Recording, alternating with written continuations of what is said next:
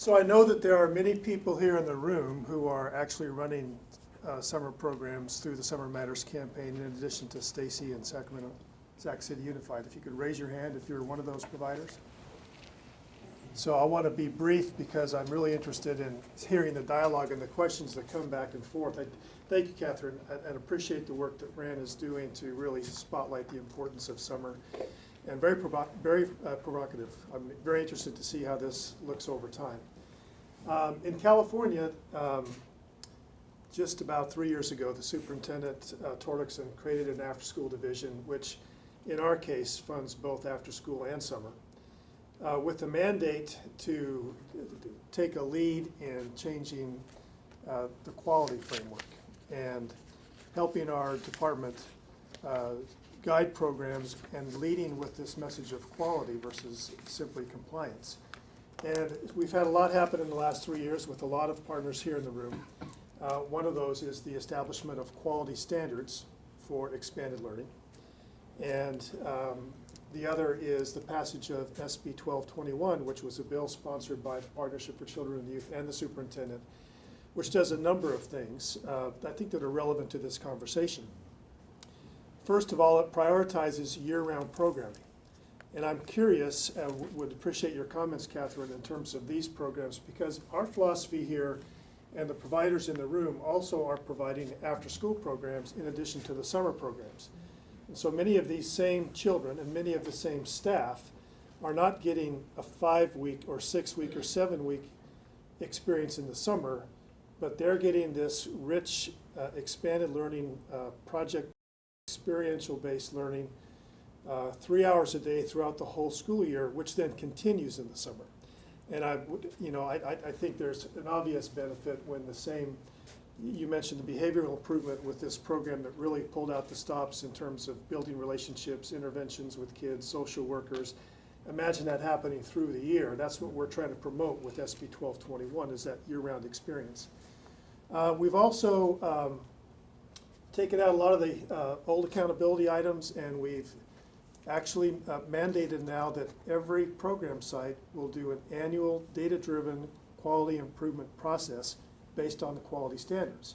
And we're now just talking about how we're going to implement that and how we design our whole TA system in the state, technical assistance system in the state of California to build site coordinators' ability, because what we do know is that when programs are intentional and reflective about improving quality based on established standards that research has shown move the needle on quality, that kids have a better experience. And we know, there's a lot of studies out there that have verified that high quality after school programs, expanded learning programs, do improve student outcomes. One of the ones that was more recently released was by Deborah Vandell at UC Irvine. And she does an assessment of many of our sites, which includes an assessment of student skill building and behavioral improvement, but she's also done some studies on after-school programs and their impact on academics. And we haven't often, and Pilar, you're in the room, maybe you can comment on that later during the Q&A, but these programs have been effective at moving the needle. So what is it about these programs that does that? What contributes to an effective program that improves student outcomes versus a program that doesn't? And one of the things that I've thought about before I became a bureaucrat, I was ran programs in San Francisco for 20-some years. And one thing that we really were intentional about is not separating the academics from the enrichment. But we wanted to be intentional about creating enriching experience that were also rich with academic learning. And so what we knew is when our students were doing the enrichment activities, they were engaged, they were excited, they didn't. And when we moved to the academic period, they walked, or parents picked them up. But when we started combining those experiences with project-based learning and had our community educators partner with the regular day educators in making sure that there was rich academic content in the experiential learning, that we found students more engaged, and believing that more engagement equals better learning. And certainly better attachment to the school and behavior, et cetera. I would say the last thing, at the federal level, the expanded learning time definition is very different than what we talk about here in California. And expanded learning time at the federal level basically meant states being able to check off waiver 11 and be able to use the 21st Century Community Learning Center money for simply more time. And in California, we really believe that simply more time is not the solution. That it has to be more time doing specific things in a specific way to really give kids the experience that we need. And that's why, again, just to summarize, we're really trying to focus on more time doing the high quality things that research has proven to bring student outcomes.